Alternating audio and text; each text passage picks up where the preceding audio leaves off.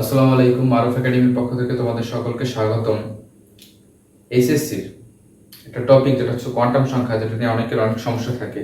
সেই কোয়ান্টাম সংখ্যা নিয়ে অল্প একটু আলাপ আলোচনা করবো, অর্থাৎ কোয়ান্টাম সংখ্যা কি, কোন কাজে কিভাবে ব্যবহার করা হয় সেটা। এখানে আমি প্রথমে লিখছি যেটা হচ্ছে শক্তি স্তর, উপশক্তি স্তর, অরবিটাল, ইলেকট্রন, স্পিন।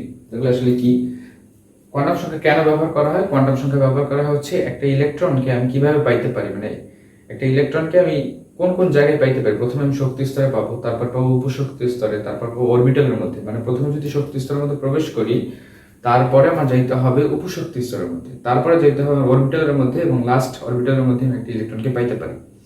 তারপরে দেখা গেল যে ওই ইলেকট্রনটার স্পিন আছে, একটা হয় ঘড়িকাটার দিকে প্লাস হাফ, একটা হয় ঘড়িকাটার বিপরীত দিকে। তাহলে এই যে শুরুতে প্রথম শক্তি স্তর, ওই যে যাত্রা শুরু করলাম শক্তি স্তর, যাওয়ার পরে আমার যেতে হবে উপশক্তি স্তর, তারপর যেতে হবে অরবিটালে, তারপর আমি পাবো একটা ইলেকট্রনকে। এখন এই শক্তি স্তরকে তারা প্রকাশ করলো এন দ্বারা, এবং সেই এন এর নাম দিল প্রধান কোয়ান্টাম সংখ্যা। এটা হচ্ছে আমার প্রধান কোয়ান্টাম সংখ্যা। তারপরে উপশক্তি স্তর ক্ষেত্রে আমি যখন গেলাম, তখন তাকে প্রকাশ করলো এল দ্বারা, এটার নাম হচ্ছে সহকারী কোয়ান্টাম সংখ্যা। তারপরে যখন আমি পাইলাম অরবিটালকে, তখন তারা ত্রিমাত্রিক দিকবিন্যাসের জন্য তারা এটাকে নাম দিল এম, অর্থাৎ ম্যাগনেটিক কোয়ান্টাম সংখ্যা।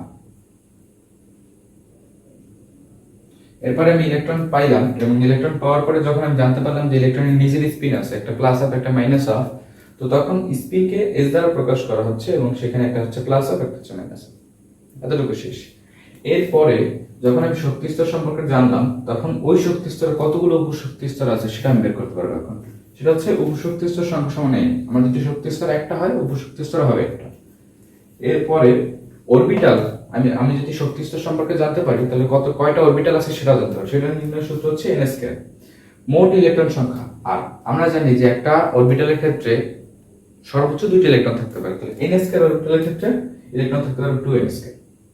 এই হচ্ছে শক্তি স্তর সম্পর্কিত কথাবার্তা এবং প্রধান কোয়ান্টাম সম্পর্কিত কথাবার্তা। এরপরে যখন এই পার্টটা আমি যাব সহকারী কোয়ান্টাম সংখ্যা, তো সহকারী কোয়ান্টাম সংখ্যাকে এল দ্বারা প্রকাশ করা হয়। এল আসলে আর কিছুই না, এল হচ্ছে আমার নির্দেশ করা হচ্ছে উপশক্তি স্তর সংখ্যা, এবং উপশক্তি স্তর সংখ্যা কোনটা কোনটা, এসপিডিএফ। এল এর মান যদি 0 হয় তাহলে সেটা হবে এস, এল এর মান যদি 1 হয় তাহলে সেটা হবে পি, এল এর মান যদি 2 হয় তাহলে সেটা হবে ডি, এল এর মান যদি 3 হয় সেটা হবে এফ।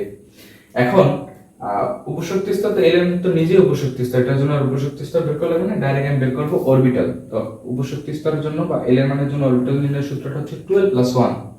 এখন আবার আমরা জানি যে একটা অরবিটালে ইলেকট্রন থাকে দুইটা, এর জন্য 12+1 অরবিটাল ইলেকট্রন থাকবে 2 × 12+1। আর এল নির্ণয়ের সূত্র আছে যেটা হচ্ছে এল সমান 0 to n-1। এই হচ্ছে উপশক্তি স্তর সম্পর্কিত অথবা সহকারী কোয়ান্টাম সংখ্যা সম্পর্কিত কথাবার্তা। এরপরে যখন আমি অরবিটালের দিকে যাব, উপশক্তি স্তর থেকে অরবিটাল, অর্থাৎ ওই এস এর মধ্যে একটা বক্স থাকে, পি এর মধ্যে 3টা অরবিটাল থাকে বা বক্স থাকে, ডি এর মধ্যে 5টা অরবিটাল বা 5টা বক্স থাকে, সেইটা। তো সেটা প্রকাশ করার জন্য সূত্র হচ্ছে m সমান 0 to ±l, অর্থাৎ এল এর উপর ডিপেন্ড করে এল এর মান কত। এখানে দেওয়া আছে যেটা হচ্ছে পি, আমি উপশক্তি স্তরটা নিলাম, তো সেখানে এই একটা বক্স, দুইটা বক্স, তিনটা বক্স আছে, সেটার জন্য মাঝখানের মানটাকে ধরা হয় 0 মাইনাস, এরপরে এই সাইডের মানটা হচ্ছে -1, পরেরটা হচ্ছে +1। ডি কে যদি আমি লিখি তাহলে লিখতে হবে এটা হচ্ছে -1, এটা হচ্ছে -2, -2 -1 0 +1 +2। আর এটার কথা তো শুরুতেই বলা ছিল যেটা হচ্ছে স্পিন, অর্থাৎ ইলেকট্রন নিজের অক্ষের উপর ঘুরতে থাকে বা নিজের অক্ষের উপর কেন্দ্র করে ঘোরে। তো প্লাস হাফ কখন হবে? আমার এই যে বক্সটা দেখা যাচ্ছে, এখানে প্রথম প্রবেশকৃত ইলেকট্রন, 3টা ইলেকট্রন যদি প্রবেশ করে সবার জন্য প্লাস হাফ, পরবর্তী প্রবেশকৃত ইলেকট্রনের জন্য মাইনাস হাফ।